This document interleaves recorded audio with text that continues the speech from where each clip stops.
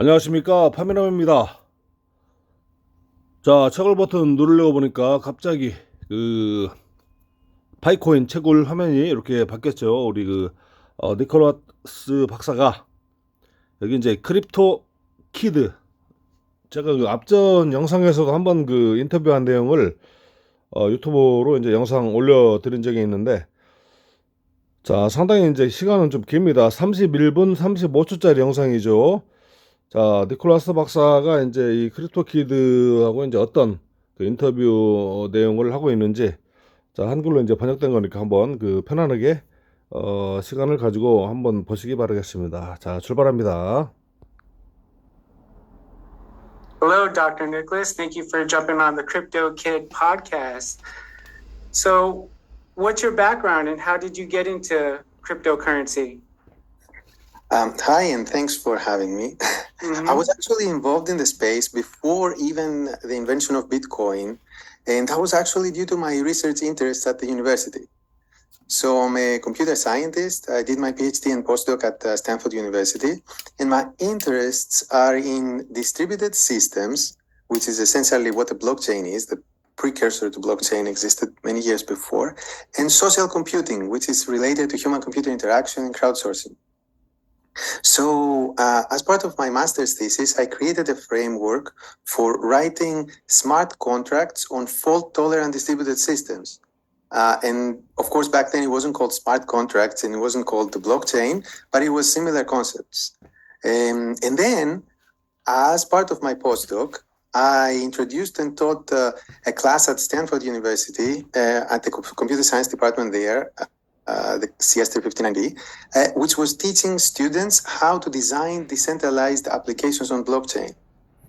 And now in this class, students created and deployed multiple functional working prototypes of decentralized applications, but they all got stuck in having people to use them.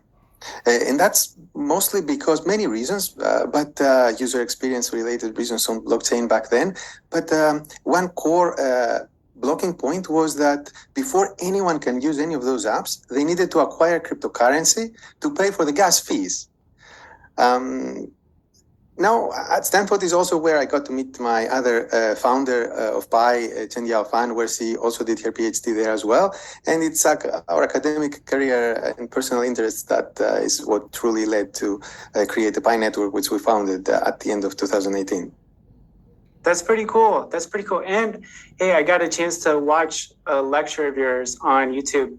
You explaining how blockchain technology works. There's just so much to learn about it. And I really appreciate you taking on that challenge in developing young minds to get involved with the future, especially something that has to do with money governance and law later on down.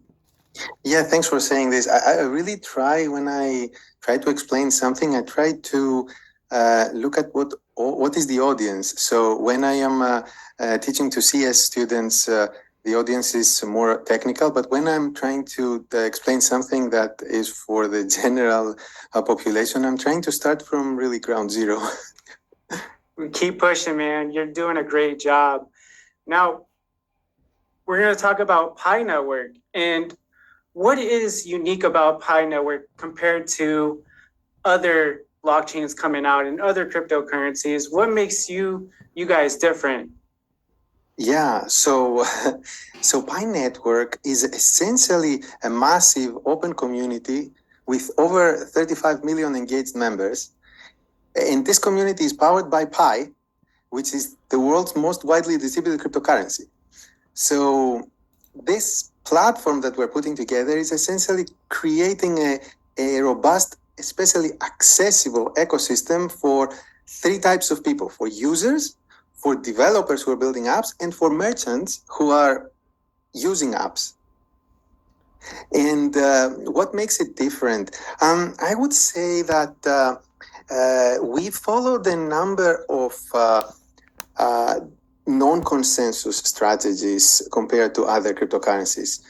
Like, for example, we didn't just focus on solving a technical problem. Sometimes you hear things like transactions per second and this and that technical solutions, but we also focused on solving the human problems. So having people engaged, having people on the platform to begin with.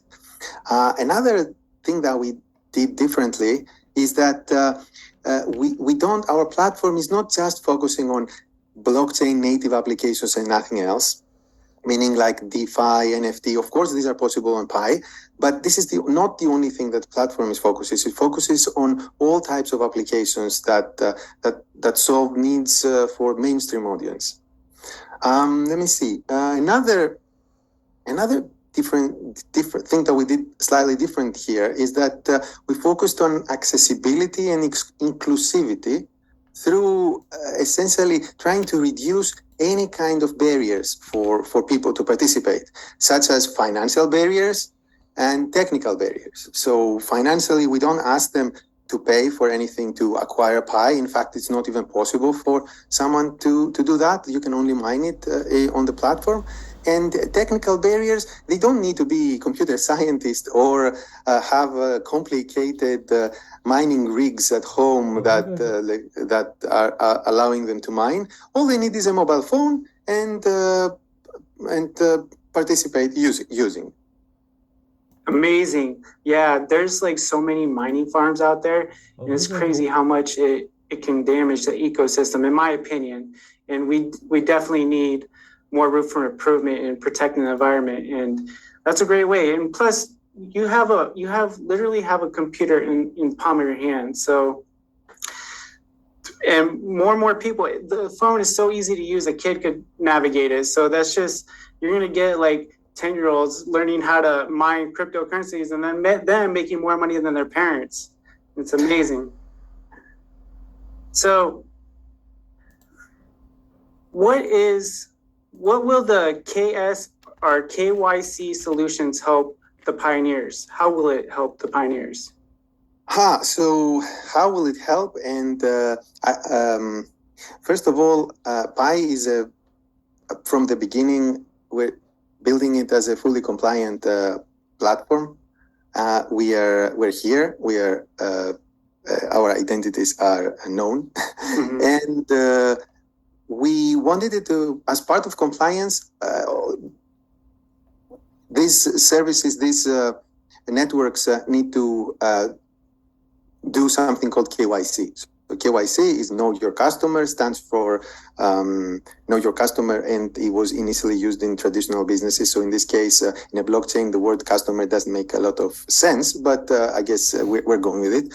So the need for KYC is for compliance purposes, but also for the ability to have a more valuable ecosystem. So if you remember from what is it now, 10, 20 years ago, when social networks started existing, there was a bunch of social networks before Facebook that were all composed of fake users and fake accounts, and every cat and dog had their own profile on the social network. And then Facebook came along, and it was the first one that was saying, no, we want real users. We want real people, real faces, real names. That was unheard of on the internet before that, because everybody was still afraid of putting the real name on the internet. And yet what happened is that it shifted the whole world's mentality, and people started using the internet for a lot more useful purposes. In the same thing now with blockchain. The first generation was, let's use it for anonymity, but that didn't work out very well, and it doesn't produce as useful utility as it would have. And now the second generation is the one that is based on real identity, and actually this is how you can you're able to create true useful applications on top of blockchains. Now Pi created its own KYC solution. I'm happy to tell you about it as well. But yeah, I remember when Facebook was out, and the way that they would weed out the fake users is you had to message like 10 people to make sure that you're actually real. And it was just like such a process, and it was kind of annoying. I didn't like it, but when Facebook came out, it was just so much easier and actually better. So I think blockchain will be better in the future. And as more people get involved with it and start understanding the technology, you'll see a lot more use cases in it. And what was I gonna say? Yeah, that's pretty much it. And so, why was accessibility an important factor for developing Pi Network? Well, accessibility is very important. Any successful currency that wants to support a real ecosystem with utilities relies on a large social network, because in order for you to have true utility, you need to have many people recognize the cryptocurrency and are able to own it, and they are willing to transact goods and services with that currency. So the size of a crypto network essentially needs to hit an inflection point for real utilities and markets to form. And that's that after this inflection point, we will be able to have network effects. Okay. Yeah, I just remembered what I was going to say earlier. Blockchain technology, back to that, blockchain technology is like the internet in the 90s. Yeah. So that's what I just wanted to say. And you also made a great point with the accessibility. And what does this mean for the future of mining on mobile phones? So I think that in order for you to have a useful cryptocurrency, you can't think 2009. So Bitcoin was great because it proved to the world that cryptocurrencies exist, and it is possible to have a decentralized ledger that is maintaining essentially accurately maintains the balances of different people. Because before that, you would need a centralized bank to tell you what your true balance is. And with Bitcoin, the proof of concept of a decentralized bank essentially is possible. But that was 2009, and people were using computers, and it was a little slow, and it's consuming a lot of energy, as we all say, and its block takes 10 minutes. But today, if you want to have a cryptocurrency that is functional and useful to everyday people, it needs to be on mobile. Mm-hmm. It needs to be more faster and more accessible. So to answer your question, I think that it is the future. Mobile, it has to be mobile. Mm-hmm. Just like the metaverse. Everybody pretty soon. Do you teach class from home? My primary job is building Pi Network, but it just happens that every year since I left Stanford, I have been invited to co-instruct one of the blockchain classes over at Stanford. It's not official, but it just every year it just happens that they invite me again. So I teach the technical lectures in that class, and other instructors teach non-technical aspects. Okay. I like it. Now, what are the stages of verification? I know sometimes it can be a little bit complex with the authenticator, and it can be kind of tedious to some people. So the stages of authentication. Can you maybe help me understand your question a little more? How to access the cryptocurrencies or the coins. The Pi? Are you talking about Pi? To how do I say? To make sure the person that's actually accessing it is actually them, not some hacker from across the other side of the world. Yeah, there are two questions here. I guess one is about the user and one is about the consensus algorithm. I think you're more interested about the user. So Pi has two levels. Mm-hmm. So first of all, for the past few years, people have been mining it through a mobile app. So on that mobile app, they have been accumulating Pi as, let's say, tokens. And these are not these are the tokens that are going to be migrated into the mainnet blockchain, and has been migrating. We have actually already migrated over 2.5 something million people into the mainnet blockchain. So for these two systems, there is essentially two different ways of authenticating yourself. So for the mobile app system, we use a traditional username, password, or you can have Facebook sign in and a few other Apple sign in and a few other ways to authenticate yourself. Now for the actual blockchain, which is what happens after you KYC and your balance is migrated from the app into the blockchain. The actual blockchain, we use non-custodial wallets. That's a mouthful, but for the audience who may not know what this means, it means that the users will have to remember a passphrase, and that passphrase is enough to fully authenticate themselves. And no one else knows that passphrase, to the point that if someone were to hack it, theoretically, without stealing it from you using a virus, if they were to actually hack it and hack SATO56, it would take them 100 billion years to do it using computational methods. Of course, they can try to deceive you, to give them your passphrase, which is a different problem. It's a user experience problem, but in terms of cryptography, it's very strong. So essentially, it's a proper way all cryptocurrencies are supposed to do it, is through non-custodial wallets. So the users have to remember this passphrase. Now, because this passphrase is a little difficult to remember, we ask the users to save it on somewhere safe, and we help them use the phone's biometric features, such as the thumbprint or the facial scan, to essentially load up this passphrase using their phone's algorithms. And there are some phones, depending on companies, I guess you can tell that these days most phones are doing a pretty good job at securing those data.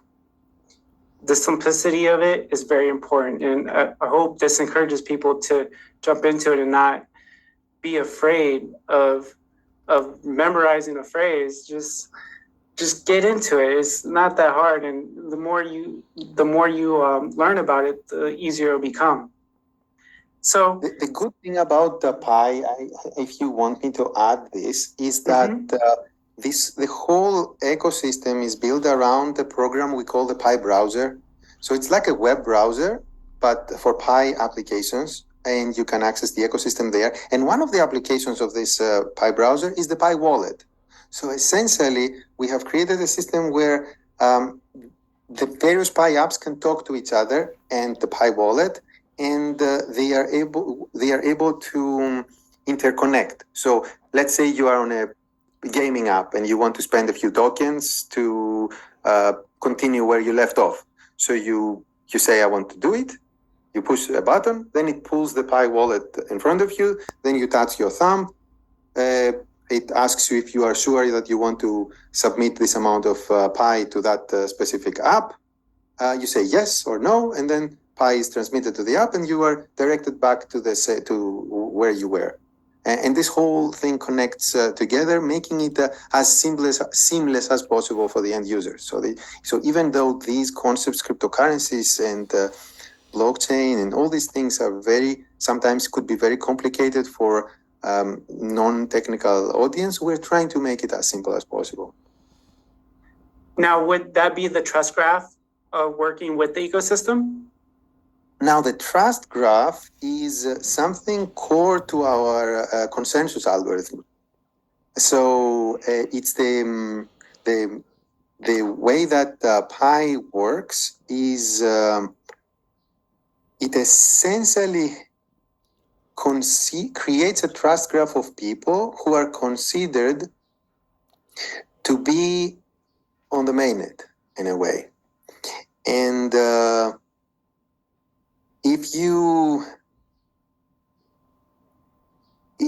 There is a mathematical proof in the paper that is explaining this, which is about 20 pages long. But if you're trying to think of it very, very intuitively, if the Pi network was it wasn't the 35 million people plus we have, but it was just me, you, and a couple of your friends. And the way it works at Pi is that we get to select 3 to 5 people we know and trust, literally from our contact list. And this is for us our security circle. And the combination of all the security circles creates the trust graph. So if in the network it was me pointing at you and 2 other people, and you were pointing at me and some of them, and they were pointing at you, and we were pointing at each other, essentially, if someone were to come and create 1,000 fake accounts, then those fake accounts wouldn't be able to affect the decisions that we make or where we allocate our trust. Because in order for them to modify anything in our decisions, they would need to convince us to stop pointing at each other and start pointing at them. Okay. Now, you have a robust active member users, and it's 35 million plus, and that's pretty impressive, I would say. How did you get that many people involved into the Pi network in itself? I can't wrap my mind around it. It's amazing. Yeah, so it's about being clear on the value propositions and trying to create a true utility, trying to provide a safe and fair ecosystem for everyone. So essentially, it's about being simple to use, simple to develop, accessible, basically no financial or technical barriers to begin, and creating network effects. All right. Now, what is your target audience for Pi Network? Right, that's a very good question. So I think that in order for us to create anything that is that achieves mass adoption, and I think that's what the blockchain industry needs as a whole, and we all would like to collaborate on this. In order for the blockchain industry to achieve mass adoption, we shouldn't be only focusing on one small audience, like one specific segment. We should focus on everyday people. It's good and it's easy to get excited, a small group of tech enthusiasts or crypto people. And of course, it's necessary to begin from somewhere. We can begin from there, but we need to create interfaces that are accessible by everyone. So I would say, everyone, even our parents and our kids and Believe me, I've been trying, and my mom and dad they think I'm crazy. They really do. They're just like, go get a job, start working, which I do, but I'm just like, but this is the future, Mom and Dad, you should get into it, especially while it's cheap. And it's just, they can't wrap their mind around it. They're just, maybe we should send them a Pi invitation code and do the experiment to tell us if they will manage to do it. Oh, I definitely will. Send it over, and that challenge is on. All right. So, does the bear market clean out the landscape? I mean, that's right. Yes. So in the crypto space, there is a lot of noises. And also there is a lot of projects maybe that are in for the wrong reasons, maybe trying to have some quick effects without paying attention to long-term value. So it's usually the case that long-term valuable projects are usually started or basically persevered during low times. Yeah, because anything that gets very quick results can also very quickly decay. So we saw some of that in the previous months or the beginning of this period. I agree, and it just shows who the real enthusiasts are. Also, I personally like the bear market. It's just something I like talking more about it when times are bad, just because I know when times are good, people are just going to be like, hey, you know what, Sonny, or crypto kid, you were right, or doctor, you were right, at school, or something like, or your peers, or somebody that you were trying to convince, or persuade. There's something I like to. It's about going to conferences.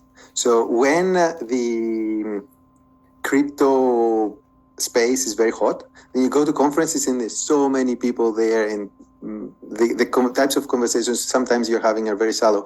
But when times are a little more smaller, then you tend to meet and discuss and have a lot more challenging conversations.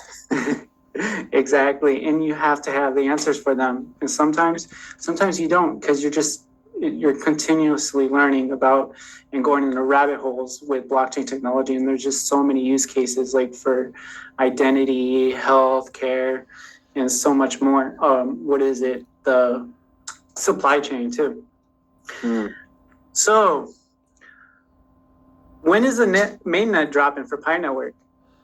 Well, technically, we are already on mainnet. So we launched it officially back in December of 2021. But Pi has done one other thing that is non-consensus. You asked me about this question earlier, and there's so many non-consensus things, is we created the concept of enclosed mainnet and open mainnet. So we're currently on the enclosed mainnet, which means that the real blockchain is out there. We are in the process of performing KYC on the members and migrating their balances essentially over to the enclosed mainnet. During the enclosed mainnet period, it is not allowed to connect the Pi blockchain with any other blockchain or external systems. And during this period, it gives us time to do a few things, such as migrating all the members, as I said, over to the mainnet, continue building utility for the platform. It allows us to have more developers test their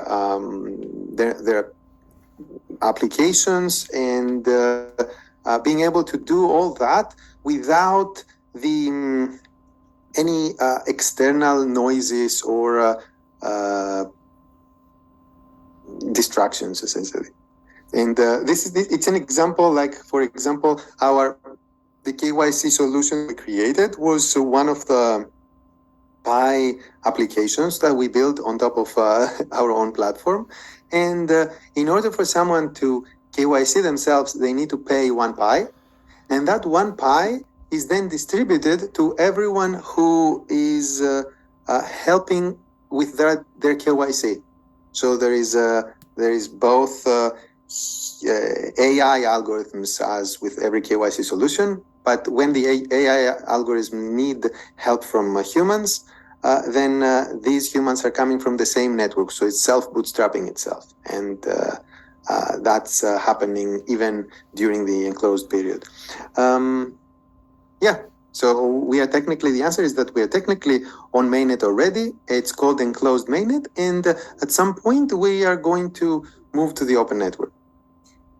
Thank you for clarifying that. You answered a lot of questions that I asked for people that have been watching YouTube videos like me and bringing out their curiosities. So definitely appreciate that. Any last words before we close? Like, what's next? What's next for Pi Network?